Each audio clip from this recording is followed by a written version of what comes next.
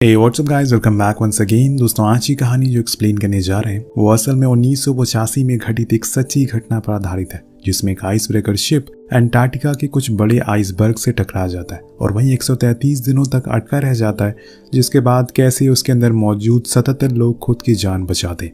कहानी की शुरुआत होती है मिखेल नाम की एक बड़े से शिप से जो अमेरिका से ऑस्ट्रेलिया की ओर जा रहा है। इस शिप का कैप्टन पेट्रो है, जो कि काफी होनहार होने के साथ साथ एक अच्छा इंसान भी है। उसके लिए शिप पर मौजूद हर एक लोग की जान की कीमत है और शायद यही असली डेफिनेशन है एक ट्रू लीडर की। सब कुछ सही चल रहा होता है कि तभी पेट्रो की नजर सामने खड़े एक विशाल आइसबर्ग पर पड़ती है जो उसी के रास्ते में आ रहा था। इसीलिए वो सभी को फौरन कैबिन में बुलाता है और अलर्ट हो जाने का ऑर्डर देता है। वो तुरंत अपने पूरे शिप को दूसरी ओर मोड़ने की कोशिश करता है। हालांकि उसकी ये कोशिश कामयाब भी होती है, पर शिप का पिछला हिस्सा आइसबर्ग से टकरा जाता है, जिसकी वजह से पूरे शिप में एक जोरदार झटका लगता है। हालांकि ये आइसबर्ग शिप्स जो होते हैं, इन्हें इस तरह से डिजाइन किया जाता है जिसमें ये किसी भी तरह के आइसबर्ग को तोड़ सके या फिर उनसे बचकर निकल सके। पर इस बार इनका सामना कुछ बहुत बड़ी चीज से हो गया था, इसलिए पूरे शिप पर सायरन बजना शुरू हो जाता है। इस टक्कर की वजह से जो बर्फ के टुकड़े थे वो सीधा आकर शिप के डेक पर गिरना शुरू हो जाते हैं, जिससे कि शिप को काफी नुकसान होता है। और इसी बीच पेट्रो को ये भी पता चलता है कि बर्फ के गिरने की वजह से उनका रडार सिस्टम टूट गया है,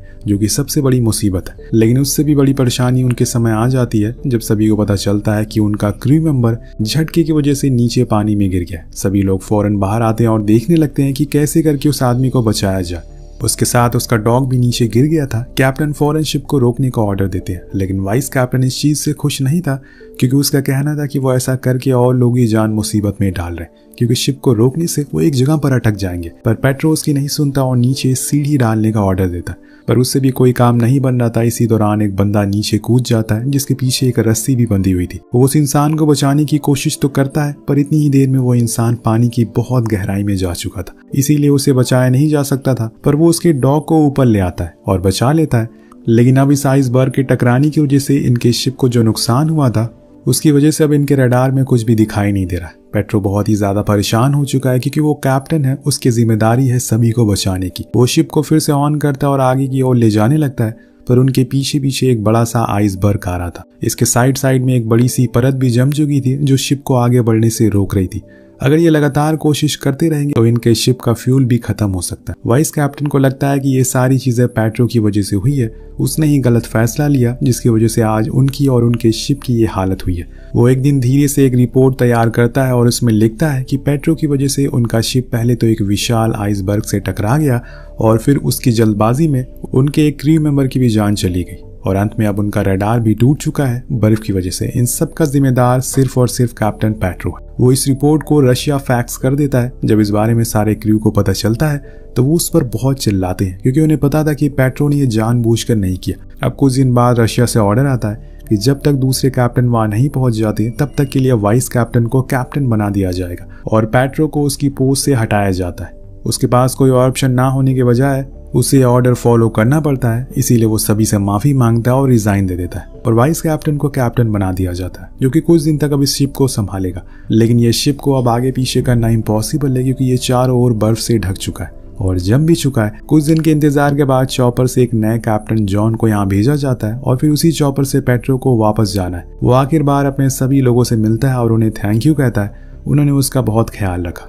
जिसके कुछ देर बाद कैप्टन जॉन आ जाते हैं, पर इतनी तेज हवाओं के कारण चॉपर की इंजन में आग लग जाती है और वो फटने ही वाला होता है कि इतने में आकर पेट्रो कैप्टन की जान बचाता है, उन्हें दूर लेकर जाता है। अब दोस्तों, यहाँ पर जॉन को थैंक यू कहना चाहिए, लेकिन वो तो उसे कहता है कि तुम्हारा रशिया की कोर्ट इंतजार कर रही है। मैंने सुना है कि तुम्हारी वजह से एक क्रू की जान भी चली गई है। वो उसे टॉन्ट मारते हुए अपने कैबिन में चला जाता है, जहाँ का एक क्रू मेंबर क्यूब को सॉल्व कर रहा था, जो देखकर जॉन को बहुत गुस्सा आता है और वो उसके क्यूब को उठाकर बाहर फेंक देता है। मतलब कि जॉन का नेचर गुस्से वाला है और वो सभी को डांटता भी है कि आज से यहाँ के सारे रूल चेंज होंगे, सभी को उसके ऑर्डर फॉलो करने हैं, क्योंकि अब वो यहाँ का नया कैप्टन है। वो शिप को जबरदस्ती आगे करने का ऑर्डर भी देता है। सभी को उसे मना करते हैं, क्योंकि ऐसा करने से उनके शिप में और भी खराबी आ सकती, पर वो नहीं सुनता और इसीलिए शिप को आगे खिसकाना पड़ता है। पर कुछ देर जाने के बाद वो भी बंद पड़ जाता है। अब उसका खिसक पाना बहुत ही ज्यादा मुश्किल हो जाता है। उन्हें अब यहाँ से रेस्क्यू ही करना पड़ेगा, जो कि आसान नहीं है, क्योंकि ऐसे एरिया में किसी भी चॉपर का आना सही नहीं है। जैसे कि एक चॉपर पहले ही खराब हो चुका है, वहीं दूसरी ओर हम पेट्रो की वाइफ को देखते हैं, जो कि एक जर्नलिस्ट है और उसको पता चल चुका है कि पेट्रो का शिप अब फंस चुका है। और यहाँ एक नए कैप्टन को भेजा गया, इसीलिए वो मिनिस्टर के चक्कर काटना शुरू कर देती है ताकि जल्द से जल्द किसी रेस्क्यू को शुरू किया जाए, वरना ठंड में वो सभी लोग मारे जाएंगे और सब कुछ खत्म हो जाएगा। वहाँ शिप पर पेट्रो की निगरानी में एक मीटिंग रखी जाती है जिसमें सभी लोगों से सुझाव लिए जाते हैं कि कैसे वो लोग इस मुश्किल से बाहर निकल सकेंगे। एक स्टाफ का आदमी उठकर अपना आइडिया बताता है कि उन्हें कुछ बैरल तेल को आइस में फेंक कर उन्हें विस्फोट करना चाहिए, क्या पता उस विस्फोट से आगे जाने का रास्ता साफ हो जाए। अब पेट्रो को कहीं ना कहीं ये आइडिया ठीक लगता है। इतने में वहां पर कैप्टन जॉन आते हैं। वो पेट्रो को लीड करता हुआ देखकर गुस्से में आ जाता है और फौरन मीटिंग को बंद करने को कहता है और जो आइडिया उसे स्टाफ मेंबर ने बताया था वो उसे भी खारिज कर देता है। इससे साफ पता चलता है कि वाइस कैप्टन और कैप्टन दोनों ही पेट्रो से जलते हैं। उन्हें नहीं पसंद कि कोई भी पेट्रो की बात सुने और उसके ऑर्डर को फॉलो करे। यहाँ जॉन सभी से कहता है कि अगर हमने विस्फोट किया तो हमारा कई गैलन पेट्रोल वेस्ट हो जाएगा और ऐसे में हमें नहीं पता कि हमें कितने दिन और यहाँ पर रुकना पड़ सकेगा, जिसके लिए वो इमरजेंसी का ऐलान कर देता है, यानी कि आज से आने वाले दिन में हर चीज में कटौती होना शुरू हो जाएगी, जैसे कि सभी को कम खाना मिलेगा, बिजली की पूरी बचत होगी, किसी भी तरह का कोई एंटरटेनमेंट नहीं होगा, सब लोग कैसे भी करके इस शिप को बाहर निकालने का सोचेंगे। जॉन के ऑर्डर के कुछ ही देर बाद पूरे शिप के आधे से ज्यादा लाइट को बंद कर दिया जाता है। पेट्रो इन सब चीजों को बहुत ही गौर से देख रहा था। वो ऐसे हाथ पर हाथ रखकर तो नहीं बैठ सकता, उसे कुछ न कुछ तो करना ही होगा, क्योंकि उसे अंदाजा है कि यहाँ पर ज्यादा दिन रुकना उनके लिए सही नहीं है। इसीलिए अगले दिन वो एक फ्लेयर लेकर चुपचाप शिप से बाहर जाने लगता है। उस आइसबर्ग के बारे में और जानकारी लेने लगता है। ऐसा करते हुए एक आदमी उसे देखता है और वो भी उसके साथ ज्वाइन कर लेता है। पेट्रो चुपचाप बाहर आ जाता है और वहां देखता है कि कैसे उनका शिप बर्फ की कई मीटर मोटी परत के बीच में जम चुका है। ना तो वो आगे खिसक सकता है और ना ही पीछे आ सकता। वो थोड़ी दूर और आगे जाता है, उसे कैप्टन जॉन का उस दिन फेंका हुआ क्यूब मिलता है, जिसे वो अपने पास रख लेता है और आगे की ओर बढ़ना शुरू करता है। लेकिन इतने में उसका पैर एक आइसबर्ग पर पड़ता है जो कि टूट जाती है। वो सीधा गिर जाता है। पर दोस्तों यहाँ पर वो बहुत ही ज्यादा शातिर था। वो उसी समय अपनी फ्लेयर को जला देता है, जिससे कि शिप पर मौजूद लोग उसे देख लेते हैं और फौरन बाहर की ओर ले आते हैं। लेकिन अंदर जाने पर उसे फिर से जॉन की डांट सुननी पड़ती है, लेकिन वो खाली हाथ नहीं लौटा था।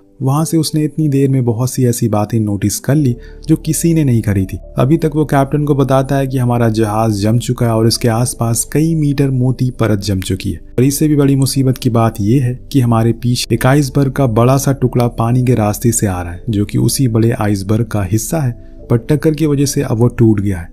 उसके आने से पहले हमें यहाँ से निकल जाना चाहिए, वरना हम सभी जम जाएंगे। पर कैप्टन उसकी बात पर यकीन नहीं करता। लेकिन जब पेट्रो अपनी जेब से वही क्यूब निकाल कर उसे देता है तो वो हैरान हो जाता है, क्योंकि उसने ये क्यूब बहुत ही पीछे फेंका था, तो यहाँ इतने करीब कैसे आ गया। यानी कि पेट्रो की बात सही है, कुछ टुकड़े उनके साथ बहकर यहाँ तक आ गए और सबसे बड़े वाला टुकड़ा जस्ट उनके पीछे ही है, इसीलिए उनके पास अब ज्यादा समय नहीं बचा है। यहाँ कैप्टन को पेट्रो की काबिलियत देखकर हैरानी होती है, पर वो बिना कुछ कहे वहां से चला जाता है। नीचे जाने की वजह से पेट्रो की हालत बहुत बुरी हो गई थी, इसलिए डॉक्टर उसे कुछ दिन रेस्ट करने के लिए कहते हैं। लेकिन उसे पता है कि कुछ दिन बाद सब कुछ खत्म हो जाएगा। धीरे धीरे करके खाना खत्म हो रहा है, फिर पानी खत्म होगा, फिर पेट्रोल, और एक दिन वो लोग भी खत्म हो जाएंगे। इसीलिए जो भी करना होगा उसे जल्दी ही करना होगा।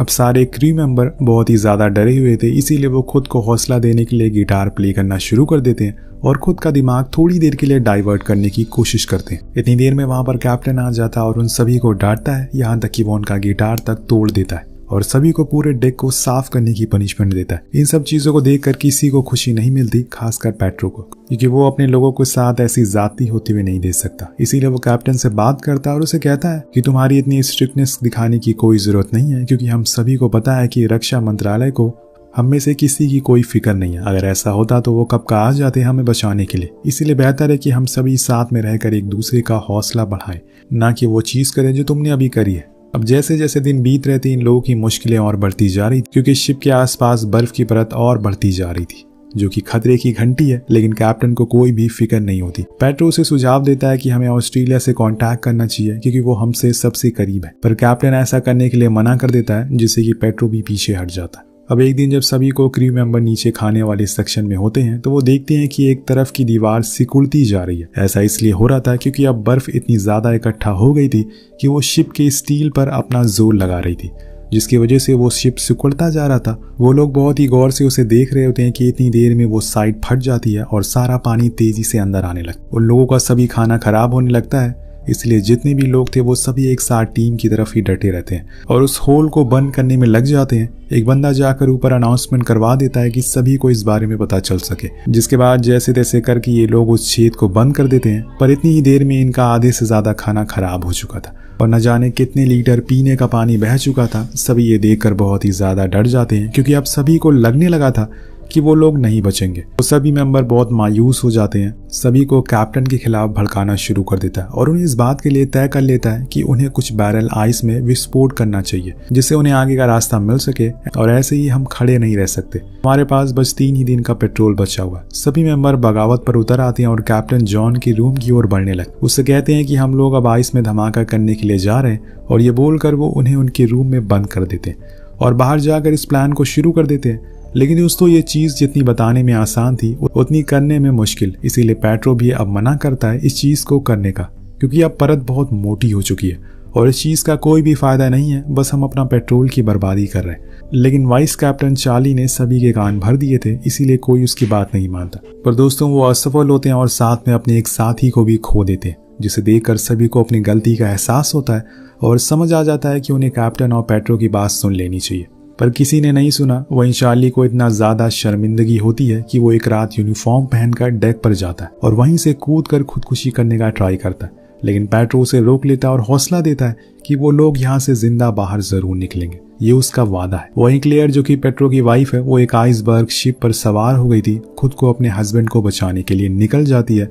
उसने हर किसी से मदद मांगी लेकिन किसी ने उसका साथ नहीं दिया। वहां शिप पर सभी लोग उस धमाके में मरे हुए आदमी को पानी में बहा देते हैं और उसे आखिरी अलविदा कहते हैं। इतने में डेक पर एक इंसान आकर सभी को शिप से बाहर आने को कहता है। जब लोग बाहर जाते हैं तो वहां पर देखते हैं कि एक विशाल आइसबर्ग उनकी ओर तेजी से बढ़ रहा है और ये पहले वाले से दुगना है। सबसे बड़ी मुसीबत की बात यह है कि नीचे बर्फ में अब दरार आने लगी है जो जाकर उस आइसबर्ग से टकरा रही है। जब ये पेट्रो देखता है तो डर जाता है क्योंकि ये उनके लिए खतरे का निशान है, लेकिन बहादुरी उसी को कहते हैं जो मुसीबत में भी बाहर निकलने का रास्ता खोज निकाले। पेट्रो को एक आइडिया आता है। वो कहता है कि हमें उस दरार के नीचे से होकर गुजरना होगा।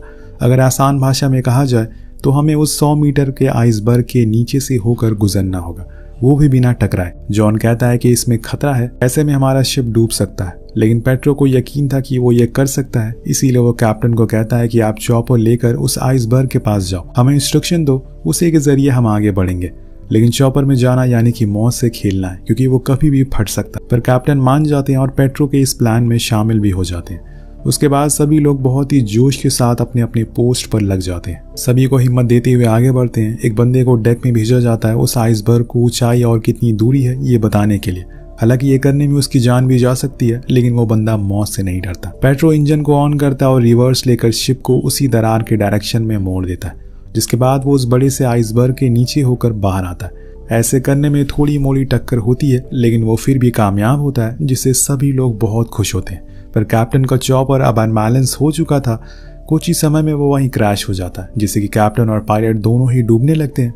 सभी लोग आगे बढ़ने को कहते हैं। अब सभी लोग कैप्टन को आगे बढ़ने को कहते हैं क्योंकि ऐसे ही एक इंसान की जान बचाने के चक्कर में पेट्रो ने सभी की जान खतरे में डाल दी थी। अब वो दोबारा ऐसा नहीं करेगा, लेकिन पेट्रो ऐसे किसी को मरने तो नहीं दे सकता। वो फिर से रिवर्स करने का ऑर्डर देता और फौरन कुछ लोगों को क्रैश हुए चॉपर के पास भेज देता, जो कि इन दोनों लोगों को बचा लेते हैं। इतनी ही देर में उसके पास उस शिप का मैसेज आता है जिसमें क्लियर मौजूद थी। वो लोग इन्हें बताते हैं कि अब वो इनके करीब आ चुके हैं, लेकिन थोड़ा समय लगेगा। पर पेट्रो की शिप में अब फ्यूल खत्म होने को आ गया है, इसीलिए अब आगे नहीं बढ़ सकते। उधर कैप्टन आराम करने के बजाय फिर से कैबिन में आते हैं। जितना भी फ्यूल बचा था वो उसे यूज करके किसी सेफ जगह पर पहुंचने को कहते हैं जहां किसी भी तरह का कोई खतरा ना हो। वहीं डेक पर खड़ा एक क्रू मेंबर देखता है कि वो आइसबर्ग टूटकर पानी में समा गया है, जिससे सभी को बहुत ही ज्यादा खुशी मिलती है।